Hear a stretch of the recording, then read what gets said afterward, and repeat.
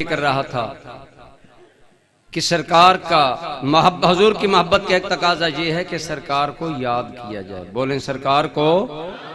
اور یاد کرنے کا بہترین طریقہ یہ ہے کہ حضور پر درود و سلام کو اپنا وظیفہ زندگی بنائیں. جہاں ہر روز کوئی نہ کوئی کام کرتے ہیں وہاں ایک تعداد متعین کر لیں کہ میں نے اپنے آقا پر اتنا درود پڑھنا ہے. حضور کو یاد کریں, آپ کو اس طرح یاد کریں. اور ایک محبت کا تقاضا یہ ہے جو سرکار نے خود بیان کیا, فرمایا لا یؤمن احدکم حتی یکون ہواہ تبعا لما جئت بہ. تم میں سے کوئی آدمی اس وقت تک مومن نہیں ہو سکتا جب تک کہ اس کی خواہش نفس میرے دین کے تابع نہ ہو. تو میرے بھائی, محبت کا ایک تقاضا ذکر نبی ہے, نبی پاک کو یاد کرنا ہے. الحمدللہ ہم یاد کرتے ہیں, کرنا چاہیے, مزید کرنا چاہیے, لیکن محبت کا عملی اظہار بدن پر کیا ہونا چاہیے, باڈی پر کیا ہونا چاہیے کہ تیری میری زندگی نبی پاک کی پیروی میں ہو جائے. ہم اپنی خواہشیں چھوڑ دیں, مدینے والے کی خواہشوں کو زندگی کا نظام بنا لیں. میرے دوستو آج دیکھیں, یہ ایک تلخ حقیقت ہے کہ بہت زیادہ ربیع الاول میں, ربیع الثانی میں, اب جمادی الاول جا رہا ہے اور آج بھی الحمدللہ سرکار کے ذکر کی محفلیں سجی. لیکن اتنی بڑی محفلیں ہونے کے باوجود ہمیں ضرور دیکھنا ہوگا کیا ہمارے اخلاق میں کوئی تبدیلی آئی, ہمارے کردار میں, ہمارے معاملات میں. یا ہم اگر پہلے بے نماز تھے آج بھی بے نماز ہیں, اگر پہلے ماں باپ کے نافرمان تھے آج بھی وہی معاملہ, اگر پہلے بھی نبی پاک کی شریعت کا مذاق اڑانے والے آج بھی وہی معاملہ. پھر محبت کیسی؟ محبت کا تقاضا یہ ہے کہ محبوب کی خواہش پر اپنی خواہش کو, بولیں محبوب کی خواہش پر اپنی خواہش کو قربان کیا جائے. سرکار کی ایک خواہش ہے, ایک تمنا ایک ہماری ہے, اگر آڑے آ گئیں حضور کی خواہش کو مقدم کر لو. حضور کے ایک صحابی کا نام ہے حضرت خریم اسدی. کیا نام ہے؟ حضرت خریم اسدی نبی کریم صلی اللہ علیہ وسلم کے صحابی ہیں, نوجوان صحابی ہیں. آپ جانتے ہیں میرے دوستو, جوانی کی زندگی, خواہشوں کی زندگی, جوانی کی عمر تمناؤں کی عمر, جوانی کی عمر چاہتوں کی عمر. لہذا حضرت خریم اسدی رضی اللہ تعالیٰ عنہ بڑے خوبرو نوجوان ہیں بھی جوان, بڑے خوبصورت نوجوان ہیں, بڑے شوقیہ بال رکھے ہیں اور لمبے لمبے بال ہیں, اور جب تہبند باندھتے ہیں تو گھسیٹ کر گلیوں میں چلتے ہیں. ایک دن نبی کریم صلی اللہ علیہ وسلم نے فرمایا خریم لڑکا تو بہت اچھا ہے, کاش یہ دو کام درست کر لے. ایک بال میری سنت کے مطابق کانوں کی لووں کے برابر زلفیں کر لے, اور ایک اپنا تہبند ٹخنوں سے اوپر کر لے. خریم بڑا اچھا نوجوان ہے. کسی نے بتایا اے خریم تو مقدر کا سکندر ہے, سرکار تیرا ذکر کر رہے تھے, حضور تمہیں یاد کر رہے تھے. حضرت خریم نے جب سنا نا تو وجد میں آ گئے, میرے آقا مجھے یاد کر رہے تھے, کیا حکم ہے بتاؤ, حضور نے کیا میرے بارے میں فرمایا. بتانے والے نے بتایا حضور فرما رہے تھے کہ خریم بڑا اچھا نوجوان ہے, اگر یہ دو کام کر لے, ایک بال درست کر لے, ایک اپنا تہبند درست کر لے. میرے دوستو اٹھائیے کتابیں. آپ نے اسی وقت کینچی منگوائی, اپنے ہاتھ سے اپنے بالوں کو کان کے برابر کٹ لیا, یعنی بالکل سنت کے مطابق کر لیا, اور تہبند کو ٹخنوں کے اوپر کر لیا. کسی نے کہا خریم تو کہتا تھا بال میرا شوق ہے. اس نے کہا میں آج بھی کہتا ہوں بال رکھنا میرا شوق تھا, لیکن وہ میرا شوق ہے, یہ میرے آقا کا ذوق ہے. میں نے اپنے شوق کو اپنے آقا کے ذوق پر قربان کر دیا ہے, اپنے آقا کی چاہت پر قربان کر دیا ہے. میں کہنا چاہوں گا میرے سامعین, تیری میری خواہش ہے, ایک نبی کریم کی خواہش ہے. ہماری خواہش, ہماری پسند یہ ہے کہ مرد کا چہرہ اگر داڑھی منڈائی جائے تو خوبصورت نظر آتا ہے. حضور کا طریقہ ہے کہ چہرے پر داڑھی کی بہار ہو تو چہرہ حسین نظر آتا ہے. کیا ہے کوئی یہ ارادہ دل میں رکھنے والا کہ میں اپنے آقا کی پسند کو پسند کروں گا؟ صرف ماز داموں سے محبت نہیں ہوگی کہ ہم جی عشق رسول کے علم بردار ہیں، دعوے دار ہیں، نعرے لگاتے ہیں ہمیں عشق رسول ہے، اگر ہے تو عملی اس کا ثبوت کیا ہو، ہمارے کردار میں نظر آئے، ہمارے اخلاق میں نظر آئے، ہمارے معاملات میں نظر آئے۔ ہماری خواہش ہے کہ ہم نے شام کا کھانا کھایا، بھینس کا گاڑا دودھ پیا اور نیند پلکوں پر دستک دے رہی ہے کہ سو جا، کملی والے آقا کا ارشاد ہے عشاء کی نماز پڑھ کر سو، اپنی خواہش کو ٹھکرا دے، مصطفیٰ کی خواہش کو سینے سے لگا لے، محبت کی تکمیل ہو جائے گی۔ کیا یہ ہونا چاہیے کہ نہیں ہونا چاہیے؟ لیکن آج ہمارے اندر ایکچولی یہی کمی ہے کہ ہم عمل کی طرف توجہ نہیں دیتے، ہمارا کردار وہی رہتا ہے، ہزاروں محفل میلاد ہوتی ہیں لیکن جیسا ہمارا آدمی پہلے بے نماز تھا پھر بھی ویسا بے نماز ہوتا ہے۔ کیا یہ محبت کا تقاضا ہے؟ محبت کا تقاضا تو یہ ہے کہ جب محبوب کی پسند کا علم آ جائے۔ ایک صحابی جا رہے تھے، حضور رحمت عالم صلی اللہ تعالی علیہ وسلم سامنے سے آ گئے، حضور نے دیکھا اس نوجوان صحابی نے ہاتھ میں سونے کی انگوٹھی پہن رکھی ہے۔ سرکار نے جب دیکھا حضور کے چہرے پر ملال آیا، میرے آقا کریم صلی اللہ علیہ وبارک وسلم نے غصے کے انداز میں فرمایا، کیا تمہیں پتہ نہیں ہے میں نے اپنی امت کے مردوں کے لیے ریشم اور سونا دو چیزیں حرام قرار دے دیے؟ ادھر یہ فرمایا، ادھر اس صحابی کی انگلی سے اس انگوٹھی کو پکڑا اور کھینچ کر نبی کریم نے زمین پر ڈال دیا۔ حضور جا رہے ہیں، صحابی بھی ساتھ چلنے لگا، کسی نے کہا اپنی انگوٹھی اٹھا لو، حضور نے پہننے سے منع کیا ہے، اٹھانے سے منع نہیں کیا۔ عشق کا علم بردار صحابی کہتا ہے جس انگوٹھی کو دیکھ کر میرے آقا کی طبیعت میں ملال آیا، اب وہ اٹھانے کے قابل بھی نہیں ہے۔ یہ ہے عشق، یہ ہے محبت۔ اور آج ہمارے ہاں تو گنگا الٹی بہ رہی ہے کہ عمل نام کی کوئی چیز نہیں، لیکن اتنا ہی بڑا عشق کا دعویٰ ہے۔ لا یؤمن احدکم حتی یکون ہواہ تبعا لما جئت بہ، مومن کب بنے گا جب اپنی خواہش کو میرے دین کے تابع کر لے، اور دین کے تابع جب تیری میری خواہش ہو جائے گی، خدا کی قسم مصطفیٰ راضی ہو جائیں گے۔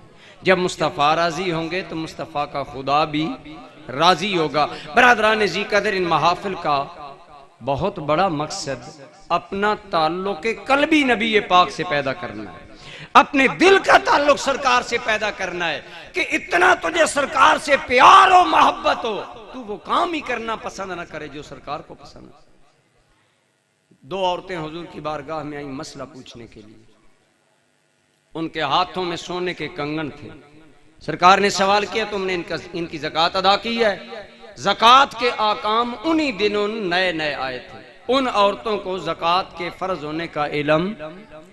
عرض کیا یا رسول اللہ صلی اللہ تعالی علیہ وسلم، ہمیں معلوم نہیں کہ سونے پر زکوٰۃ کے فرض ہونے کا حکم آ گیا۔ سرکار نے فرمایا ہاں حکم آ گیا ہے، اور اگر تم اپنے ان کنگنوں کی زکوٰۃ ادا نہیں کرو گی تو یہی کنگن کل جہنم کی آگ میں گرم کر کے تمہیں پہنائے جائیں گے۔ میرے دوستو، اسی وقت ان عورتوں نے کنگنوں کو اتار لیا، دوبارہ تب ہاتھوں میں پہنا جب زکوٰۃ ادا کر کے مصطفیٰ کی خواہش کو مقدم کر لیا۔ یہ ہے صحابہ کی وہ عملی زندگی۔ یہ پہلو بیان کرنا بھی ضروری ہے، اور یہی حقیقت ہے کہ اصلی محبت یہی ہے کہ محبوب کی اطاعت کی جائے۔ بولے محبوب کی اطاعت کی جائے۔ میرے دوستو، ایک ہے ہماری پسند، ایک ہے ہماری خواہش، ایک ہے اللہ رسول کی خواہش۔ جب اپنی خواہشوں کو اللہ رسول کی خواہش پر جب اپنی خواہش پر اللہ رسول کی خواہش کو غالب نہیں کرے گا مومن۔ مہندی لگانا عورتوں کے لیے جائز ہے، بلکہ حضور نے عورتوں کو حکم بھی دیا کہ مہندی لگایا کریں، ہاتھوں پر خصوصاً۔ مرد کے لیے بالوں پر لگانا جائز ہے، صدیق اکبر کی سنت ہے داڑھی پر لگانا۔ بہرحال حضرت عائشہ صدیقہ رضی اللہ تعالی عنہ ہاتھ پر مہندی نہیں لگاتی تھی۔ ایک عورت نے ایک دن سوال کیا، سیدہ آپ کو ہم نے کبھی نہیں دیکھا کہ آپ نے مہندی لگائی ہو، حالانکہ ہمیں ترغیب ملتی ہے کہ مہندی لگاؤ، اور عورت کا اپنے مرد کے لیے صفائی حسن اختیار کرنا ثواب ہے. تو آپ نے مہندی کبھی نہیں لگائی. حضرت عائشہ صدیقہ نے فرمایا سن لو، مہندی لگانا جائز ہے عورت کے لیے ہاتھوں پر، لیکن میں نے ایک دن لگائی تھی، اس کی بو کی وجہ سے حضور کی طبیعت میں گرانی آئی، وہ دن گیا، میں نے پھر یہ مہندی نہیں لگائی. میرے آقا کی طبیعت میں گرانی آئی. یہ ہے عشق، یہ ہے سچی محبت، یہ ہے سچی غلامی.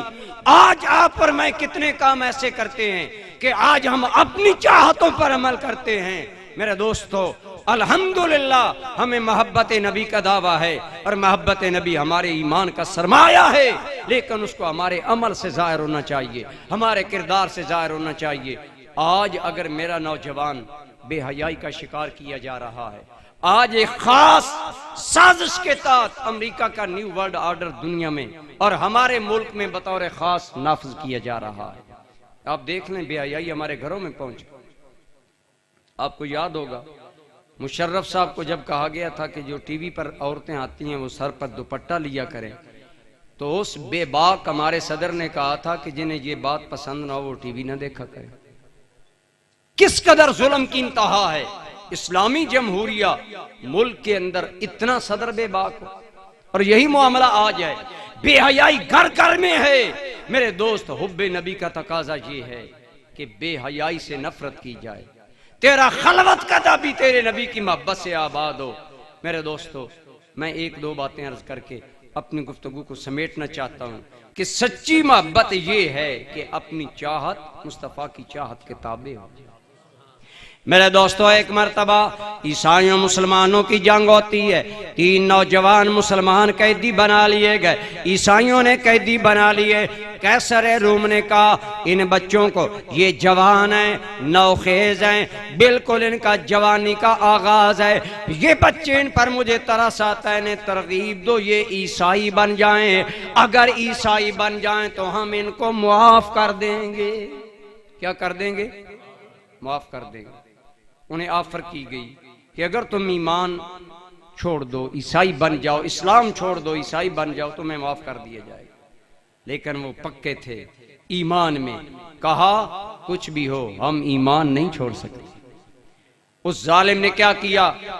آگ پر کڑا رکھ کر تیل گرم کروایا، 2 بھائیوں کو ایک کے بعد دوسرے کو اس میں ڈال کر جلا کر راکھ کر دیا. لیکن یہ انہوں نے جلنا گوارا کر لیا، لیکن ایمان سے دستبردار ہونا گوارا. اتنا ایمان راسخ ہو چکا تھا. جب تیسرے کو ڈالنے لگے تو قیصر روم کا وزیر کہنے لگا اس کو آپ نہ جلائیں، اس کی جوانی پر مجھے رحم آ گیا، میں اسے عیسائی بنا لوں گا. چند دن مہلت مانگی. ایک روایت میں 40 دن کا ذکر ہے. مہلت لے کر چلا گیا.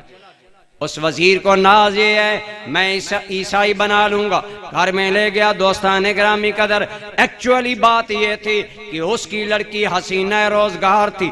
اس نے نوجوان عربی لڑکے پر اپنی لڑکی کو پیش کیا کہ وہ اس کو گمراہ کر لے گی، لیکن میرے دوستو وہ لڑکی اس کے خلوت قدے میں جاتی ہے، لیکن لڑکا ہے حیا کا پیکر بنا ہے، ادھر ایک نظر اٹھانا گوارا نہیں کرتا. دوستان گرامی قدر ایک دن وہ لڑکی اٹھی، کہنے لگی لڑکے تیرے پہلو میں پتھر ہے یا دل ہے؟ ذرا دیکھ تو صحیح تیرے سر پر کیا حسن کا پیکر کھڑا ہے. لڑکے نے اپنی شرم و حیا والی جھکی نظر میں جواب دیا اے لڑکی میں تمہیں نہیں دیکھ سکتا کیونکہ میرا نبی مجھے دیکھنے کی اجازت نہیں دیتا. اسے کہنے لگی عیسائی ہو جاؤ، تمہیں بخش دیا جائے گا، تمہاری جان بخشی کی جائے گی اور مجھے تیرے نکاح میں دیا جائے گا. بہت دنیا کی تمہیں اعلیٰ نعمتیں ملیں گی، اقتدار ملے گا، ناز و نعمت ملے گی، زندگی کی تمہیں آرائشیں ملیں گی. اس نے کہا یہ نہیں ہو سکتا کہ میں عیسائی ہو جاؤں. اس نے تکرار کیا تو سنیں لڑکا کیا بات کرتا ہے، بڑی قابل غور بات. لڑکے نے کہا اگر تو مجھے کہتی ہے میں عیسائی بن جاؤں، مجھے بھی حق ہے، میں تمہیں کہتا ہوں تم مسلمان ہو جاؤ. ذرا اونچی کہہ دیں سبحان اللہ. اب تھک تو نہیں گئے؟ واضح بات ہے نا. اب تقریر کا جو رخ ہے وہ تھوڑا سا اصلاحی ہے اور یہ ہمارے لیے سننا بڑا مشکل ہوتا ہے. ہم جوش اور نعرے اور شعروں والی باتیں تو خوب سنتے ہیں. لڑکا کہتا ہے مجھے بھی حق ہے، میں تمہیں کہوں مسلمان ہو جاؤ. اس نے کہا میرے پاس تو دلائل ہے، تم عیسائی نہیں ہوگے صبح قتل کر دیے جاؤ گے، زندگی سے ہاتھ دھو بیٹھو گے، برباد ہو جاؤ گے، مرتے ہو عیسائی ہو جاؤ، دنیا کی نعمتیں ملیں گی۔ اس نے کہا مجھے بھی آقا میں بھی دلیل دوں، تو مسلمان ہو جا، میں تجھے یقین دلاتا ہوں دونوں جہانوں میں تمہیں امان مل جائے، یہاں بھی امان ملے گی، کل جنت ملے گی۔ اس نے کہا یہاں امان کیسے ملے گی، میں تو ماری جاؤں گی۔ اس نے کہا یہ بعد والی بات ہے، اسلام نام ہی ہے سلامتی دینے کا۔ اسلام کا معنی کیا؟ ایک معنی سلامتی دینا، سلامتی۔ میرے دوستوں لڑکے نے پھر زاویہ بدلا، کہنے لگا آؤ عقل کی بنیاد پر بات کرو، تو کہتی ہے میں عیسائی ہو جاؤں، میں تمہیں کہتا ہوں تم مسلمان ہو جاؤ۔ اب میں تمہیں کہتا ہوں تیرے عیسائیوں نے ایک نوجوان لڑکی کی عزت اتنے دنوں سے میرے کمرے میں بھیجی، اب تیرے گھر والوں نے تیری عزت کو یوں برباد کیا، لیکن میں وہ مسلمان ہوں جو اتنے دنوں سے تیری عزت کی حفاظت کر رہا ہوں۔ اب بتا دین تیرا اعلیٰ ہے یا دین میرا اعلیٰ ہے؟ اس نے کہا سچی بات تو یہ ہے کہ تیرا دین اعلیٰ ہے۔ اس نے کہا میرا دین قبول کر لے، دونوں جہانوں میں بہتری ہوگی۔ بالآخر وہ لڑکی اس بات کی وجہ سے مسلمان ہو جاتی ہے کہ محمد کریم کا کلمہ پڑھنے والا اپنے نبی کا اتنا وفادار ہے کہ اس خلوت قدے میں بھی میری جانب اس لیے نہیں دیکھتا کہ میرے نبی نے دیکھنے کی اجازت نہیں دی ہے۔ یہ ہے غلامی، یہ ہے حب رسول، یہ ہے اپنا تن من نبی پاک پر قربان کرنا۔ میں 1988 کے اندر حضور سیدی ضیاء الامت رحمۃ اللہ علیہ کی میت میں یورپ میں گیا، پھر ہالینڈ میں میری ڈیوٹی لگی، وہاں ہمارے ایک پیر بھائی ہیں حضور سیدی ضیاء الامت کے مرید ہیں، ان کا نام ہے حاجی گلفام ہاشمی۔ ان کے گھر جو عورت ہے وہ بہت پڑھی لکھی عورت ہے، وہاں یورپ کی یونیورسٹیوں میں سے پڑھی ہوئی عورت ہے، تو وہ نو مسلم ہے۔ اس عورت نے جب تعلیمات حاصل کی تو پھر اسلام کا کمپیریٹیولی مطالعہ کیا، تقابلی، یہودیت کو پڑھا، عیسائیت کو پڑھا، ہندوازم کو پڑھا، اسلام کو پڑھا، مقابلہ کیا۔ وہ لڑکی کہتی ہے مجھے مقابلتاً ان دینوں میں مصطفیٰ کا دین اعلیٰ نظر آیا، میں نے دین قبول کر لیا۔ خود اس کی اپنی یعنی جو سرگزشت ہے وہ بیان کرتی ہے، کہتی ہے کہ مجھے اسلام اچھا دین نظر آیا۔ اسے یورپ ہے نا، جو لوگ یورپ کی تہذیب کو جانتے ہیں وہ جانتے ہیں کہ بے باکی ہے، بالکل کوئی پردہ حجاب شرم والی وہاں کوئی بات نہیں۔ اسے اخبار نویس کہتے ہیں تمہیں پتا ہے تو نے جس محمد کا دین قبول کیا ہے وہ تمہیں حجاب کا پردے کا پابند کر دے گا۔ تو سنیں وہ عورت کیا جواب دیتی ہے، خدا کاش ہماری بچیوں بہنوں اور ماؤں کو بھی ایمان کا یہ استحکام عطا۔ وہ عورت کہتی ہے اے اخبار نویسو، تم مجھے کہتے ہو اگر میں محمد کا کلمہ پڑھتی ہوں صلی اللہ علیہ وسلم تو وہ مجھے حجاب اور پردے میں ڈالیں گے۔ اس نے کہا خدا کی قسم میں نے ان مذاہب کا مطالعہ کیا لیکن مجھے جو عورت کی عزت کا محافظ نظر آیا وہ آمنہ کا لال نظر آیا، میں اس لیے حضور کا میں نے دین قبول۔ بعد میں وہ چونکہ ہمارے پیر بھائی تھے، ہمارے پاس بیٹھتے تھے حاجی گلفام صاحب، ان سے میں نے دلچسپی کے لیے کہ ایسی باتیں جاننا ہمارے لیے ضروری ہیں، ایمان میں، ایقان میں، یقین میں اضافہ ہوتا ہے۔ باتیں سن رہے تھے تو میں انہیں کہا کہ آپ کی ان سے شادی کیسی ہوئی؟ تو انہوں نے کہا کہ ہم کالج میں اکٹھے پڑھتے تھے اور وہاں جو ہے کو ایجوکیشن ہے، اکٹھی تعلیم ہے، لڑکے لڑکیاں پڑھتے ہیں، اور جس طرح یہاں ہوٹل پر بیٹھ کر گپ لگاتے ہیں وہاں ہم گپ وغیرہ لگاتے ہیں۔ تو کہنے لگا مولانا اسلام اس نے قبول کیا، اس کے بعد وہ پڑھتی رہی، اپنے طور پر وہ جائزہ لیتی رہی، وہ بھی چاہتی تھی کہ میں شادی کروں لیکن اس نے کئی نوجوان مسلمانوں کو پرکھا، اور میرے ساتھ اس کی شادی کرنے کی وجہ یہ بنی کہ دوستی اور کلاس فیلو ہونے کے ناطے کئی مرتبہ اس نے مجھے شراب پینے کی دعوت دی۔ جس طرح ہمارے ہاں کھانے کے بعد آپ چائے پیتے ہیں، سیون اپ پیتے ہیں اور کوئی بوتل پیتے ہیں، وہ لوگ شراب پیتے ہیں۔ وہ کہنے لگا مولانا اس عورت نے کئی مرتبہ مجھے شراب پینے کے کہا، میں نے انکار کر دیا۔ ایک دن مجھے کہنے لگی تو میرا کلاس فیلو بھی ہے، دوست بھی ہے، میں تمہیں اپنی دوستی کا واسطہ دے کر کہتی ہوں یہ شراب آج ایک گھونٹ پی لو۔ میں اڑ گیا، میں نے کہا میں نے نہیں پینا۔ جب اس نے زور لگایا تو میں نے کہا کہ اے شاہین نامی عورت، اس کا نام شاہین تھا، کہنے لگا اے شاہین تیری دوستی اپنی جگہ ہے، لیکن میرا جو تعلق میرے نبی سے ہے وہ اس سے بھی بالا تر ہے۔ وہ کہتا ہے بعد میں اس نے مجھے یہ بتایا کہ میں نے بہت سے نوجوان مسلمانوں کو پرکھا، انہیں اپنے دین میں کمزور پایا، تو وہ نوجوان ہے جس نے ہر حال میں شریعت مطہرہ کی حدود کی پابندی کی، اس لیے میں نے تمہیں بطور شوہر اڈاپٹ کر لیا، اختیار کر لیا۔ یہ ہے سچی محبت رسول۔ خواہش یہ ہے کہ شراب پیا جائے، خواہش نفس یہ ہے کہ نشہ کیا جائے، لیکن رسول اللہ کی خواہش اور حضور کا دین یہ ہے کہ نشہ نہ کیا جائے۔ اپنی خواہش کو نبی کی خواہش پر قربان جب کرو گے پھر دین مکمل ہو جائے، پھر حضور کی محبت مکمل ہوگی۔ تو دوستان ذی قدر، اس لیے میں کہوں گا کہ آئیے محبت رسول کو اپنے من میں اتاریے۔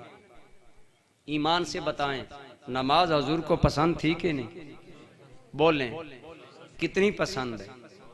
اللہ فرماتا ہے یا ایھا المزمل قم اللیل الا قلیلا، میرے نبی رات کو تھوڑا قیام کیا کرو، لیکن تیرے میرے آقا کو نماز سے اتنا پیار ہے کہ اتنا قیام کرتے ہیں کہ قدموں پر ورم آ جاتا ہے، سوج آ جاتی ہے۔ حضرت عائشہ صدیقہ نے عرض کیا یا رسول اللہ قد غفر لک اللہ ما تقدم، یا آقا اللہ نے تو آپ کے پہلے اور پچھلے سارے معاملات معاف کر دیے، اللہ نے آپ کو بخش دیا ہے، پھر آپ اتنا قیام کرتے ہیں کہ آپ کے قدموں پہ ورم آ گیا۔ فرمایا عائشہ افلا اکون عبدا شکورا، کیا میں خدا کا شکر گزار بندہ نہ بنوں؟ اللہ نے مجھے خاتم الانبیاء بنایا، سید الانبیاء بنایا، میں اللہ کا شکر گزار نہ بنوں؟ میں تو قیام کر کر کے اللہ کا شکر ادا کروں گا۔ میرے بھائی اگر تیرے میرے نبی کو نماز اتنی پسند ہے تو آج تیری میری 5 نمازیں کیوں مس ہیں؟ محبت رسول کا تقاضا یہ ہے کہ یہ محبت تیرے میرے من میں رچ جائے، بس جائے۔ اسی لیے میں نے کہا اے دوستو ہر نفس عشق محمد کا پیامی کر لو، ہر سانس حب نبی سے آباد کر لو، اور زندگی ان کی محبت میں دوامی کر لو۔ نبی پاک کی محبت میں زندگی دوامی ہو جائے گی، اور بادشاہی ہے اگر دونوں جہاں کی مطلوب، دوستو آؤ محمد کی غلامی کر لو۔ اگر چاہتے ہو دونوں جہانوں میں اللہ سرخرو کرے، قبر میں بھی قیامت میں بھی۔ میں بھی آپ کو کہہ سکتا تھا آپ محفل میں آئے ہیں، آپ بخشے گئے، اب قبر جانے نبی جانے، لیکن میں ایسی باتوں کا قائل نہیں جو حقائق کے خلاف ہو۔ حقائق یہ ہیں محافل بھی مناؤ، محفل نعت بھی کرو، محفل میلاد بھی کرو، نبی کے گن بھی گاؤ، نغمے بھی گاؤ، لیکن اپنے من میں نبی کی شریعت کو اتارو، کل خدا بھی راضی، پیارا مصطفیٰ بھی راضی۔ دعا ہے اللہ ہمیں عملی طور پر حضور کی غلامی عطا فرمائے اور محبت کو اپنے من میں اتارنے کی توفیق عطا فرمائے۔ وما علیہ الا البلاغ۔